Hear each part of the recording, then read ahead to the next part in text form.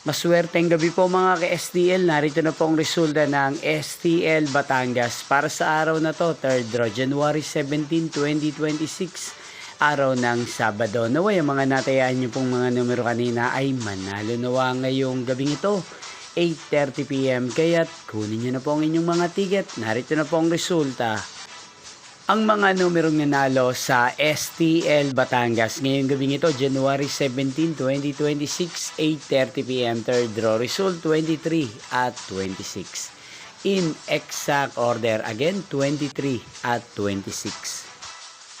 At ngayong gabing ito sa STL Batangas, sa atin pong i-shoutout si Ate Rona ng Batangas na araw-araw din pong nanonood sa channel na to.